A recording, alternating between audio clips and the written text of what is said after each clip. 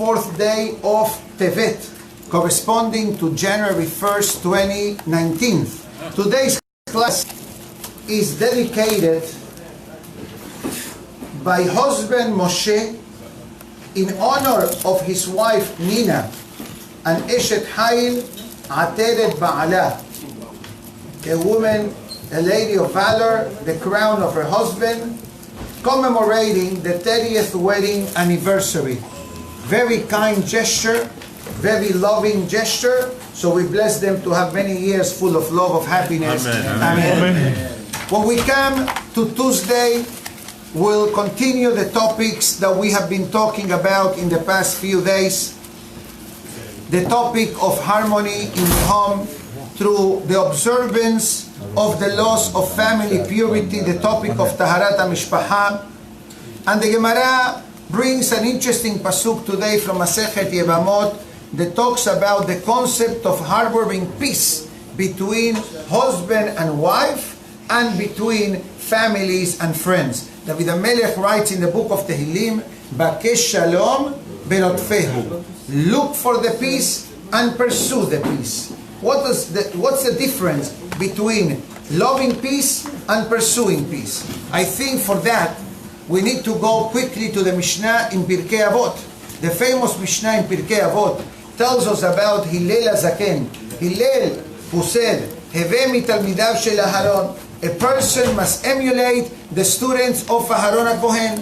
Ohev shalom, verodev shalom. Loving peace and pursuing peace. Interesting enough, the Gemara quotes another beautiful pasuk that says, Rodev tzedakah b'chesed. A person that pursues justice and kindness, in this case could be explained as charity as well. In other words, instead of a person trying to escape, God forbid, from giving charity, a person wants to give charity.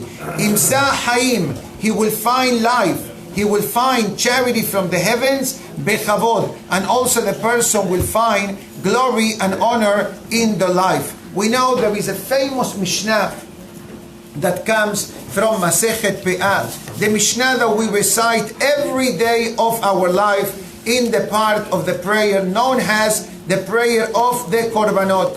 And the Mishnah writes in Masechet Pe'ah, Elu devarim she'en lahem shi'ur. We should know this Mishnah by heart because it's part of our daily prayers. You know, there is a part of prayers called Korbanot. Begins Patitpalel Hannah, Akedat Ishaq, and then we have this Mishnah. The Mishnah says as follows. Gentlemen, all these classes are being recorded live via video and via audio. Elu devarim shel lehem shi'ur. These are the matters or the mitzvot rather that have no limitation. Ha'pe'ah, bikurim, re'ayon, ugmilut hasadim. Pe'ah means the mitzvah from the Torah that when a person owns a piece of land in Israel, there is a certain corner of the field that needs to be for the ani'im. How much is that? You can live as much as you want. There is a minimum amount, but you can do as much as you want. Bikurim. Bikurim was the special gift basket given to the Kohen in the days of Shavuot. Re'ayon. You coming to visit God in the Beit HaMikdash. What gift are you going to give to Hashem when you come to the Beit HaMikdash? That's called Korban Re'iyah.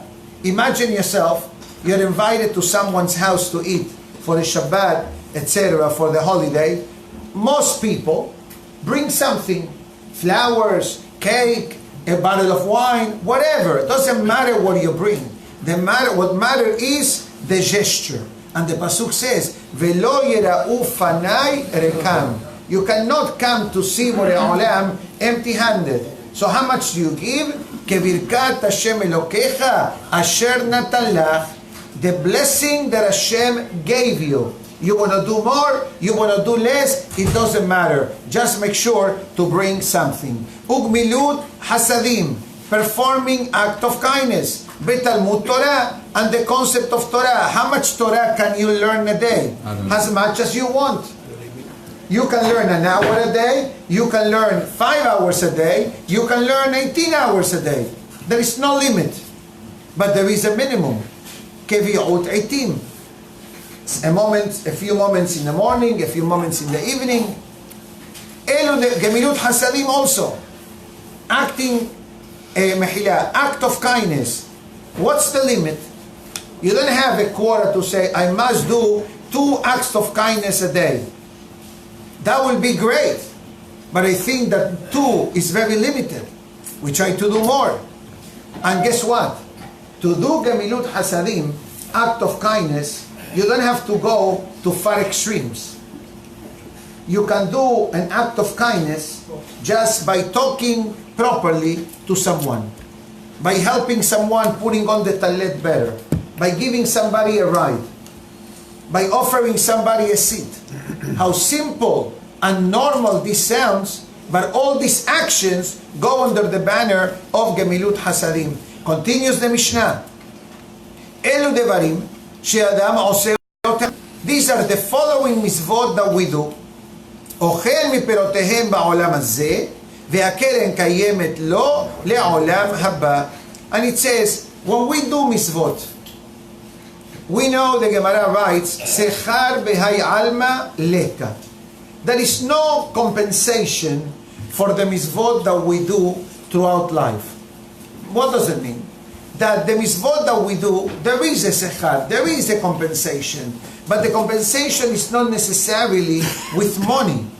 It's the health, the happiness, the life that a person receives. And sometimes what we have today is not in our merit. Is in something called zechut avot, the merit of our forefathers. So what happens with all the good things that we do every day? Not to worry. FDIC insured.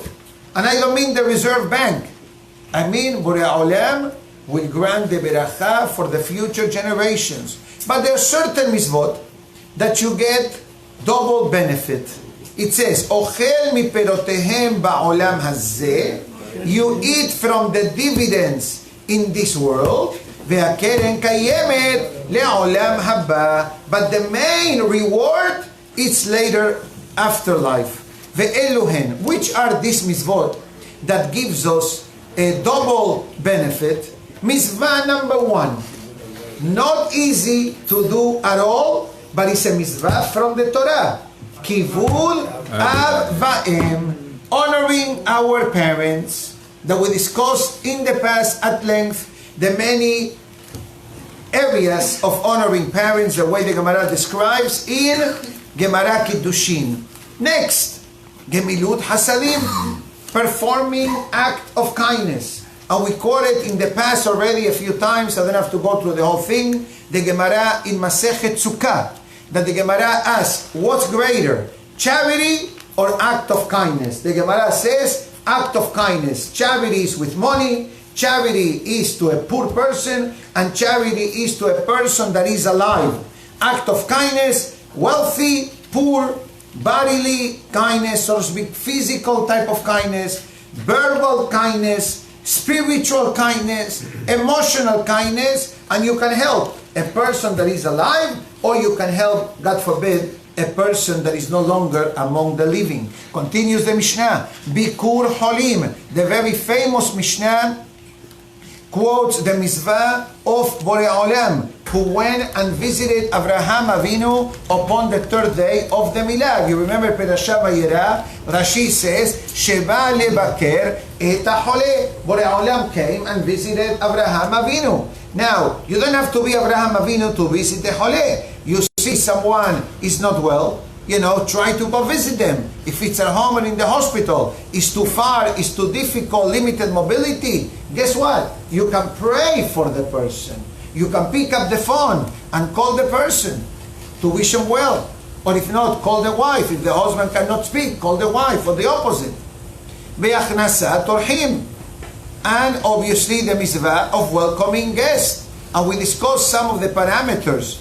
The Mishnah writes in Pirkei Avot that when you welcome a guest in your home, make sure that the meal, I shouldn't say meat, the meal rather, is an enjoyable type of meal. What does it mean? Rabbeinu Obadiah says, Besever panim yafot, do not open up all the problems in your life while you are entertaining a guest in your home.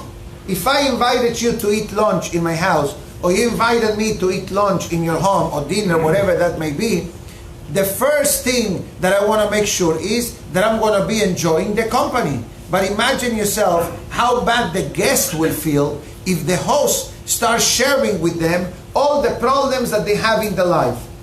So instead of becoming a nice meal, it became a meal of Tisha B'Av. It became Sa'udah Mafseket. That's what it says in the Pirush of Rabbeinu Obadiah Bartenura. Why? Because you want to enjoy the meal. You don't want to have food of lechem asabim.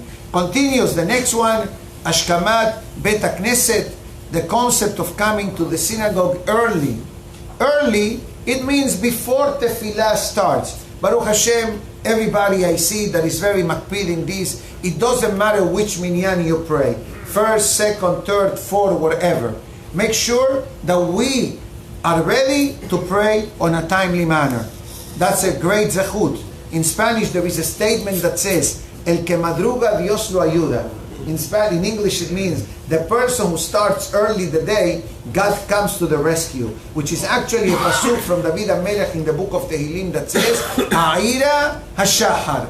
A person should be the one that wakes up the day. Meaning to say, always try to make the effort, as long as it's possible, to wake up before sunrise. Now, this could be a catch-22. So if I'm telling you to wake up before sunrise this week, it's not a problem. Sunrise is at 7:10 almost, and the last minyan is at 8:15. So you need to get up at 7:10. But when sunrise is at 6:30, you need to wake up at 5:30, and you need to come to shul at 8:15. Obviously, if you wake up at 5:30, come to pray early. But the idea is that a person should not spend a lot of time sleeping. Sleeping is important. I'll be the first one to tell you that sleeping is important. If I don't sleep 5-6 hours a day, you feel tired the rest of the day. But some people may need 7 or 8, or some people may need 4. Depends on age, correct? There is such a thing, right? So the bottom line is that a person, thank you very much, always needs to make sure to come to the Bet HaKnesset, to be the one that receives Hashem, instead of being Hashem receiving the person. And this is now the topic of today's Gemara, that the Gemara in Yevamot mentions, Aba'at Shalom Ben Adam LaHavero, the concept of always increasing and having peace between friends, Uben Ish LeIshto, Betalmud Torah Keneged Kulam. Between husband and wife is equally important, but the ultimate aspect of life is Torah learning. Why we say Shalom Bayit at home and Torah learning at the end of the Mishnah? They should be the first one. The short answer is that many times the Torah utilizes 2 ways of ordering things. One is based on frequency, or the most important one. Now one of them says, Aharon, Habib. The last one is the highlight. So you want to do Bikur Holim, you want to do Achnasat Orhim, all that is important. But the only way that we, as Yehudim, going to be able to achieve that is Talmud Torah. Without Torah learning, we don't do much in our life. Sure, we do act of kindness, but do you know that there are parameters and perimeters of how to do a chesed to someone? Coming to pray, honoring parents, the only way we do it is through Torah learning. But it's important to remind ourselves a pasuk that says, at the end of Masechet Berachot, there is a pasuk that says, Ed la'asot Hashem heferu toratecha. There is a time to learn, and there is a time to close the books. Why? Because at the end of the day, what's the purpose of learning? The purpose of learning is what? Being able to perform the mitzvah. But without learning, I'm not going to be able to perform the mitzvah. So I need to have a certain balance. I need to have a time to pray, I need to have a time to learn, and I need to have a time to do the mitzvot that I need to do as a Yehudi. But I think that an additional message that the Mishnah is giving us is that priority 1 in our life is 2 levels of priority. to live a peaceful way of life and to find a time to learn Torah daily. Because, guess what? I can find you excuses every day why not to learn. There are people in the hospital, there is a milah down the block, there is a kala getting married, there is somebody that needs help at home, you need to go visit your parents. But the Mishnah is telling us that we cannot become negligent with the Torah in the name of the mitzvot. There is a time to learn, there is a time to pray, and there is a time to do mitzvot, which is definitely part of our daily life. The Gemara of today, let me just see anything else. Okay, we save the next topic for some other time. I'd like to concentrate again in the topic of the Zohar HaKadosh. The Zohar HaKadosh talks about the concept of a person bonding with HaKadosh Baruch Hu, which at the end of the day is our goal in life. Yes, we are here in the physical world. We must do a lot of things, getting married, having children, going to work, bring parnassah at home, enjoying life. All that is the physical aspect of life. But there is one pasuk in the parasha that says later on in Sefer Devarim, "Ve'atem adevekim b'Hashem Elokechem hayim kulechem hayom." Right here, "Ve'atem adevekim b'Hashem Elokechem hayim kulechem hayom," literally means that we need to bond with the Kadosh Baruch Hu. Like this book is binded, and you have the glue that holds the paper together. We also need to glue to HaKadosh Baruch Hu. And the Zohar HaKadosh says the best formula for the person to bond with HaKadosh Baruch Hu is a multi-tier level, similar to what we just learned now. Number 1, Torah learning. Number 2, praying. Number 3, mitzvot. Once we have that multi-tier combination, it's like a computer system. How many components are inside of a computer? Did you open up ever a computer? I did, several times. As a child, I always had the curiosity to look at machinery inside. So I used to open up the dial phone, if you remember, for the middle age and up. Used to, the dial. I used to open up stereos, computers. Don't ask me if I put them back together after. But for sure, I was able to open them up. I wanted to know how it works. So if you ever open up a computer, you have something called a motherboard, correct, Professor? He can tell you much more about that. And I'm talking about the computers, they used to be these monsters. Today, computer could be as thin as this. That's right. Okay, also that, even so small. You open up, you see a motherboard that has unbelievable amount of components, different colors, chips, memory, yellow, green, red, and you have like a mini towers, right? I don't know, what's the name of that? Condensers. Condensers. And you cannot say, I like green, I like yellow, but I don't like purple or red. Take the purple or red out. It's not an Israeli salad. Don't put me green peppers. No, it's a motherboard. If you take the one that you don't like, you can say Kaddish on the computer. Hamavdil ben Kodesh lehol. I think what the Zohar HaKadosh is trying to hint to us is that whatever component is required to connect with HaKadosh Baruch Hu, it's not like it's a multiple choice. It's rather all of the above. Continues the Zohar HaKadosh and it says, and what is the benefit for a person bonding with HaKadosh Baruch Hu? It says, number 1, simcha. You're going to experience happiness in life. We need to know that many times the lack of happiness in life, sure you can blame Shalom Bayit issues, which is a possibility, God forbid, if Haz v'Shalom, there is no Shalom in the home, that affects the happiness, the mode of the person. But we need to be honest with ourselves that the society and peer pressure, as the word says, peer pressure, also add stress in the life of the person. And that stress prevents the person of experiencing true happiness in life. And that's why it says, happiness, you can enjoy even a meal that only has bread. Baruch Hashem, we live in a generation that food is available. You know, today we learn in the Gemara upstairs that when a person travels, a couple of interesting tips. One tip the Gemara says, don't eat too much before you travel. Not to overwork your intestines, and then you may have a need of going to the restroom very rapidly, and not always you have a restroom available to you. Another tip the Gemara says, don't eat all the food while you're waiting to board the plane.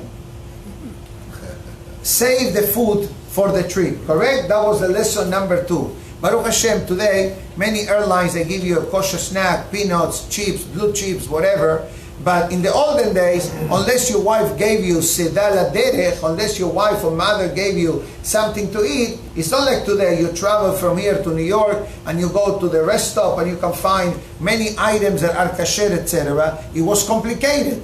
So even the little that a person has the opportunity of eating it with joy. And it says, "Keshe'adam oseh reson Hashem," when a person fulfills the will of the Almighty, betorah, bemizvot, uma'asim tovim. In other words, we live surrounded by godliness. And I'm not exaggerating what I'm saying now, because in every step of our life, there is room for godliness. It's actually a pasuk that says, pasuk from Shlomo HaMelech, very famous pasuk, Bechol derachecha da'ehu, behu yeyasher orchotecha. In English it means, in all the footsteps of your life, there is room for godliness. And He will straighten out your ways of life. What does it mean? From the instant that a person opens up their eyes and says Modeani, till the moment that we go to sleep at night, in every step of our life, there are halachot. And you heard me talking about this topic in the past. And I'm not going to go through every step. You get up in the morning, there are halachot, how to get up in the morning. There are halachot. First, when you wake up, don't wake up suddenly from your bed. Open your eyes, wait a few seconds, and then you wake up. It's beneficial for the body. Doesn't give the body a shock when the suddenly rush of blood through the body of the person. At the end of the day, most of us sleep in a flat manner, and the blood, so to speak, is stationary. But the moment that we wake up, it takes 12 seconds, the way we learned the other day, for the blood to travel all around. And hence we say Modeani. After Modeani, we do Netilat Yadayim. You get up, you go to the bathroom, take a shower, get dressed. How do you get dressed? What do you put on first? The top or the bottom? According to the halakha, you start from the top. Like taking a shower. You start from your head. Face, right, left, top, bottom, legs. Getting dressed. How do you get dressed? You don't put the socks first. First your undershirt. Then your sissit. Then your shirt. Then your undergarments. Then your pants. Then your socks. We can negotiate socks before the pants, pants before the socks. Depends on the person's physical ability. Some people cannot. Shoes. Which shoe do you tie first? Right. You put on the right first. You tie the left. You right, left, left, right. That's how it goes when it comes to tying of shoes. If you wear moccasins or slip-on, just right and left. Okay? This is only between waking up, bathroom, and I skip the laws of the bathroom, how to clean, which hand to use. You don't need me to tell you this. But they are, look, something so simple, there are guidelines and there are ways of connecting with Hashem. Giving charity. We discussed this yesterday. Rabbi Ari writes, a pasuk from Tehillim, you give charity before you pray. We give charity today by Barech David. You heard me what I said before inside, right? The 3 coins of Barech David. The Ben Ish Chai says that the 3 coins are there to make noise, to placate and to calm down the tears of Esav. Can you imagine? Esav, how many years ago did he live? Do the calculation. If we left Egypt 3,300 years ago and change, and Esav was in Israel during the lifetime of Yaakov Avinu, so give or take, so at least 3,500 years ago, one day,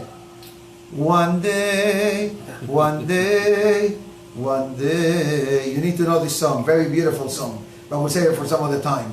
Okay?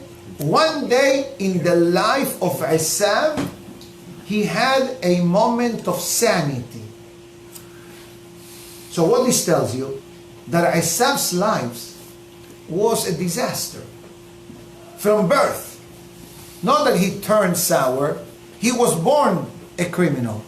That's when he attempted to kill Yaakov, and he destroyed the womb of his mother Rivka, and he did whatever he did. So the life of Esav was very colorful in a negative way. But there was one instant in his life that he said, Uli. When he realized that the blessings of Ishaq were given to Yaakov, his brother. So what does it tell you? That Esav believed in the beracha of Ishaq Avinu. And he understood that his father being a tzaddik, his berachot will become a reality. And God saw that moment of honesty in the life of Esav. By Isaac, Se'aka, Gedolah, Umara. The Ben Ish Chai says, 3 tears he shed that day. And the sound didn't finish. If you were inside, I quoted the Gemara in Megillah that says, the same language the Gemara brings down from Megillat Esther.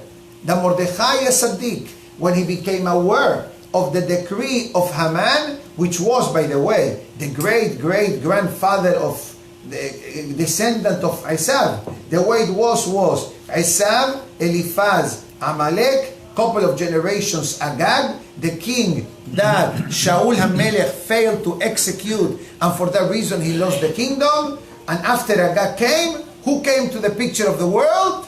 Haman. So Haman came to collect.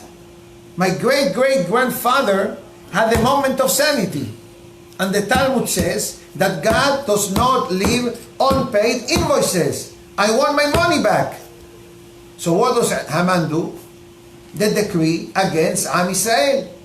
When Mordechai Tzaddik becomes aware of the decree of Haman, which was, I'll tell you honestly, the worst in the Jewish history.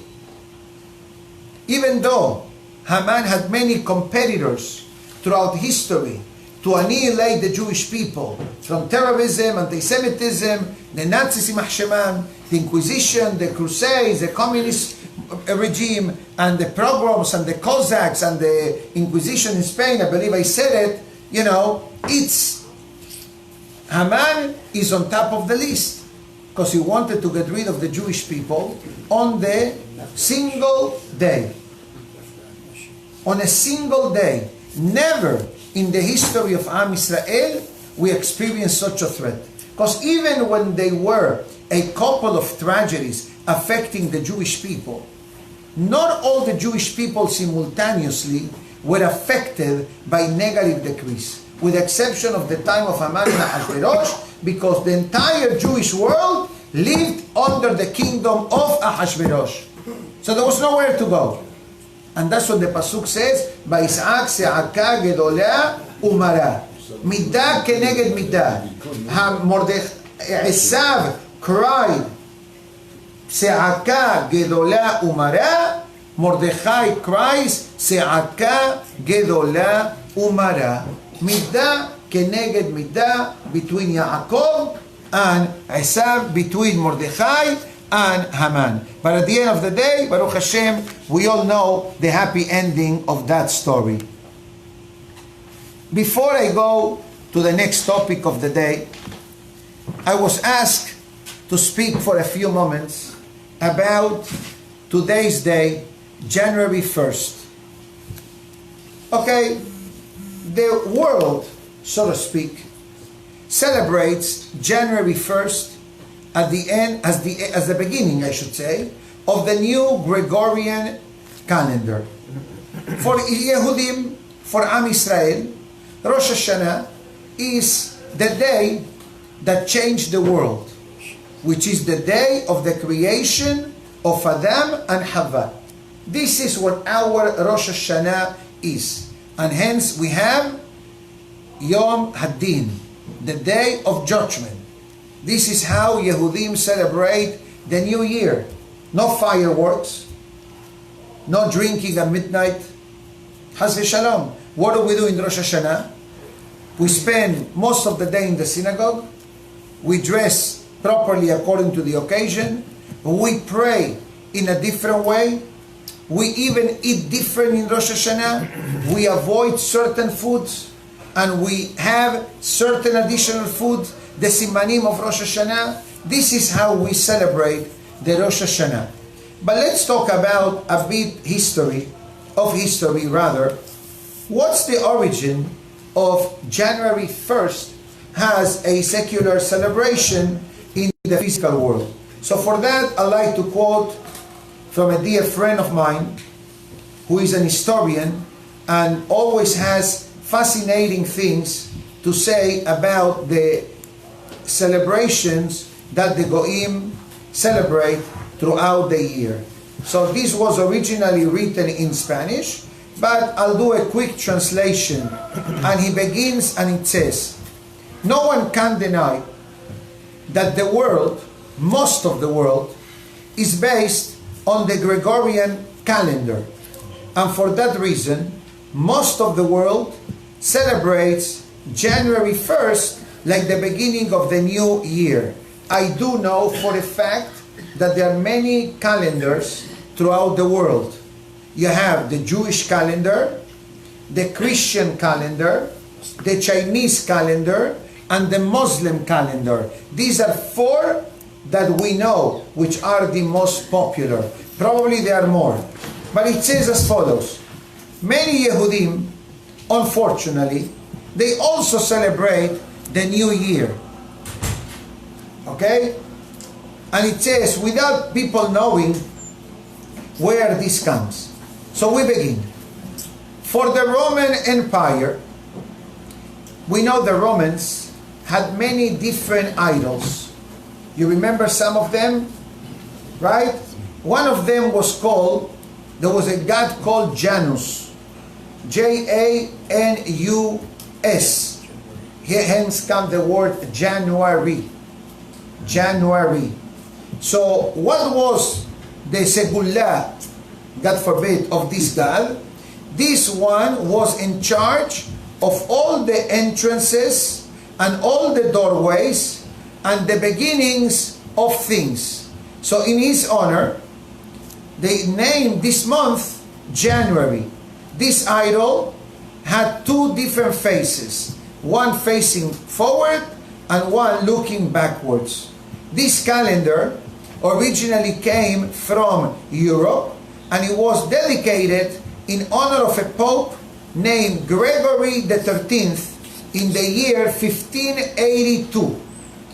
In other words, he came to substitute the Julian calendar, which was based on Julius Caesar, the emperor, that he established it in the year 46 before the Common Era. Today, the Common Era is what? 2019. Go back 46 years before that. So we're talking about almost 2100 years ago.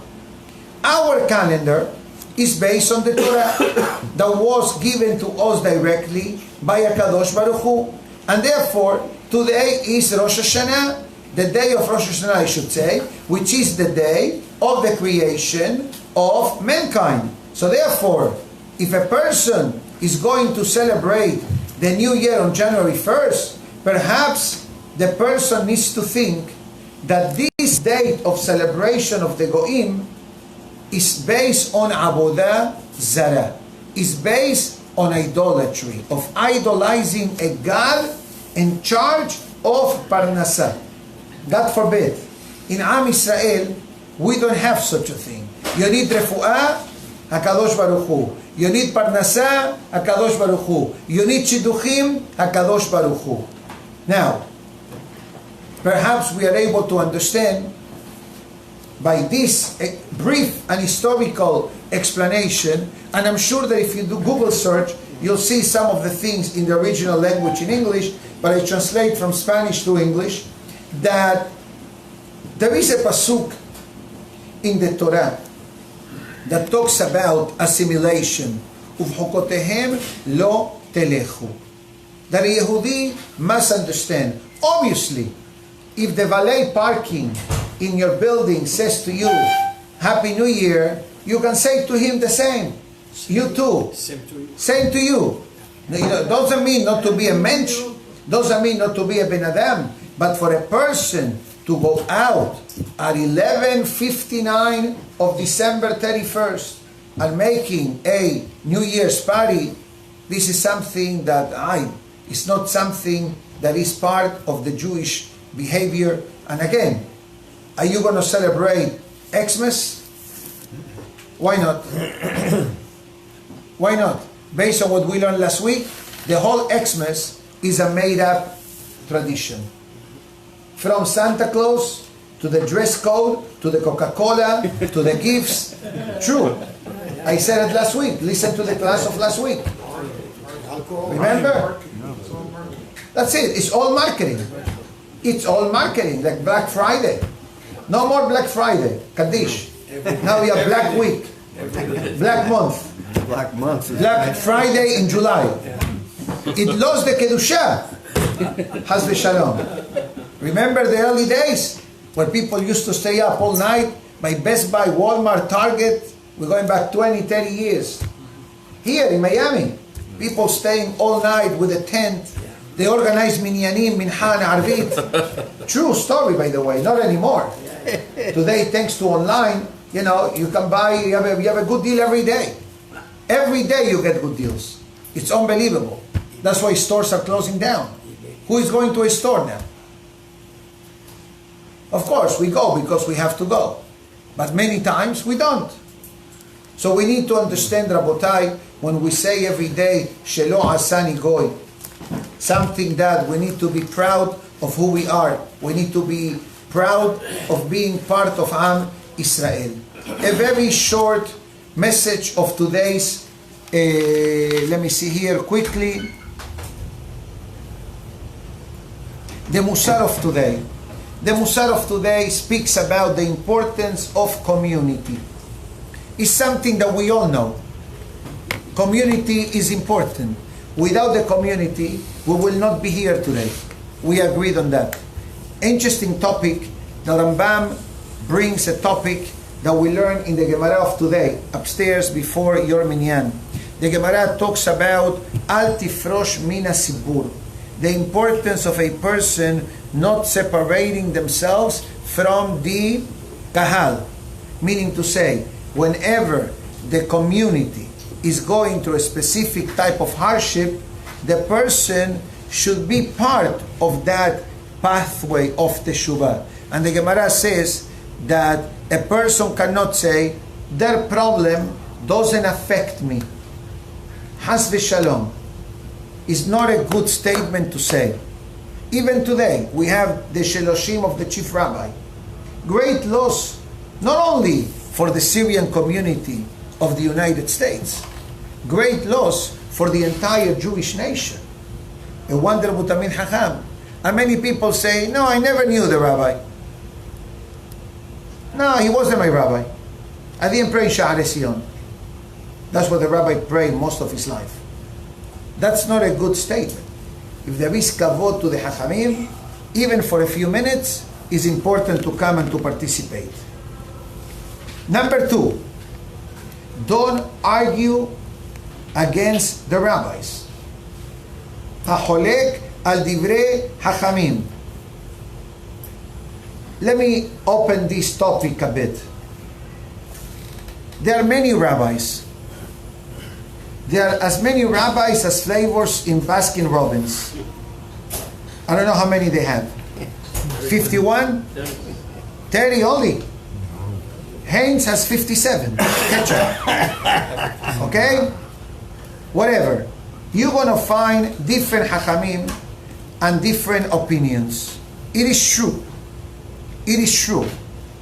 But on the other hand, I think what the Rambam is trying to tell us is, let's say there is a statement by the hachamim. And when I mean hachamim, I don't mean only me. I mean by the rabbinate, by the Torah, by the books of Musar. And the person says, I don't agree. We didn't ask you a question. Do you agree or you don't agree? Maybe you don't understand. But the hachamim don't just make laws because they want to make life difficult for the person. The opposite. The Mishnah and the Torah gave permission to the hachamim to build fences of protection. If there is a fear that the community may cross certain boundaries which are dangerous, the Torah says, build a wall. And I'm not talking about Mexico and the United States. I'm not talking about our president in 1600 Pennsylvania Avenue. He may be down the block today. Maybe in Palm Beach. I'm not sure if he's going to come here to pray today. But I'm not going to continue talking for security reasons. But build a wall. What's the purpose of building a wall? A wall of spiritual protection. That is the wall of the Torah. But what happens when a person argues with a rabbi? And we're not talking about personal issues. I'm not talking about rabbis who make statements which are not sometimes proper, etc. We're talking about normal rabbis, down to earth. When a person argues, first of all, it's not beneficial for the person. Because in a way, it's going against the Torah, as long as that the statement is appropriate. You know, sometimes rabbis say, you cannot do this. You cannot do this. In the synagogue, this is something, you're a black hat, you're a fanatic, you're a Taliban. When a person acts and talks in this way, the Rambam says, how when the person will do teshuvah?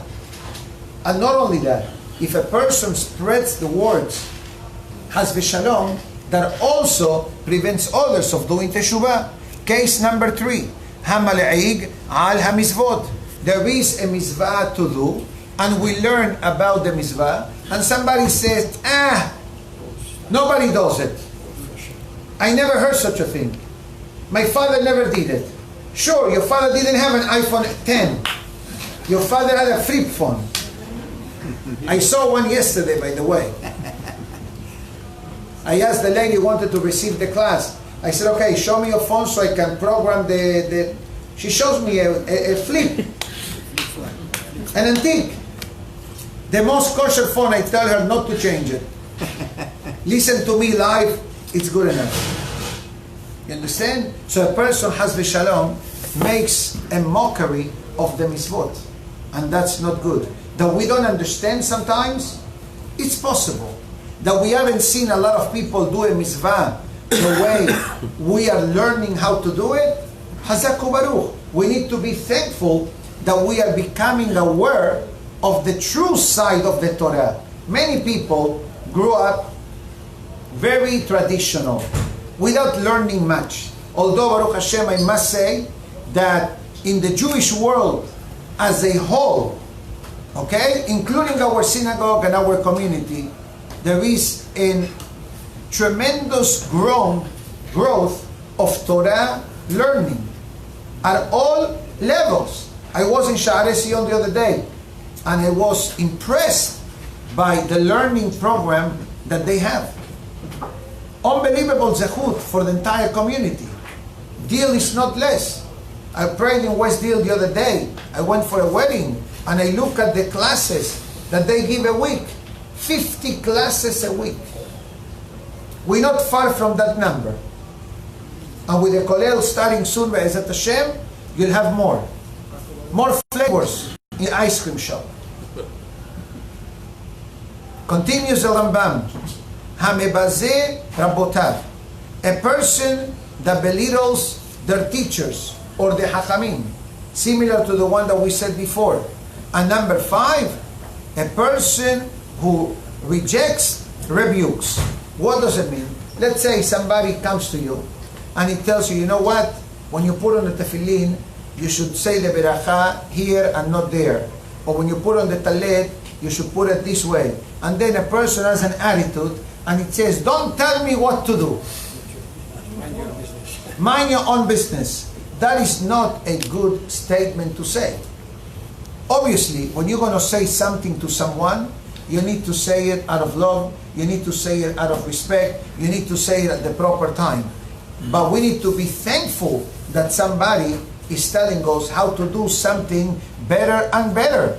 And it says why? Because the ultimate purpose of telling someone how to do something better is only a benefit to the person, to help the person do teshuvah. Meaning to say, I'm going to talk the language that the people understand. Let's say, don't stop the recording, it's important. Let's talk about the world of cars, or fashion, or kitchen remodeling. Let's say you want to buy an apartment. You look at the condition of the apartment, right? And then you look at the kitchen. And what do you say? Need a new kitchen. You need a new kitchen. Why? Take spick and span, Windex, clean the shelves, clean the doors, resurface the cabinet. Has v'shalom. I need a brand new kitchen. I need to spend $25,000 to $30,000, and that's giving you a cheap kitchen to do it. But why can't you be happy with the kitchen that you have? Because you want an upgrade. You drive a vehicle, right? Has v'shalom if you drive a 2017 or a 2015. Must be 2018, 2019. Why? Oh, because the 2018 has backup camera and has sensors and has line diverters warning signal, the shetevot, LDWS. If you know what I'm talking about, ask for it. Means that when your car, the wheels of the car touch the yellow lane, they start giving you a vibration. Maybe you fall asleep. Has v'shalom. Unbelievable. Can you live without it? Yeah. For sure. Can you live without the backup camera? For sure. Our parents and our early cars never had a backup camera, but I want it. Why? No, I need to keep with the times. Learning Torah and observance of mitzvot, ferchi, is exactly the same. Our mitzvot sometimes become automated, cruise control. But the mitzvot needs to be upgraded, doing the mitzvah better, understanding the meaning of the mitzvah. And that's why I took over myself belly nether to start reviewing the tefillah, something very powerful. And many of you have heard me for the past 2 or 3 weeks, with the exception of Hanukkah, that we are dissecting different areas of the prayer to understand that prayer is not lip service only. With the prayer that we do, we are giving the keys to the safe of beracha. So Be'ezrat Hashem, Rabotai, everybody have a lovely day today. Amen. I know that many people are not working. Try to make the effort in the afternoon to come for the Shiroshim of Hacham Shaul Kasir. And Be'ezrat Hashem, we have a beautiful lecture with Rabbi Meir Yedid flying in soon to our city. Baruch Adonai Le'olam. Amen.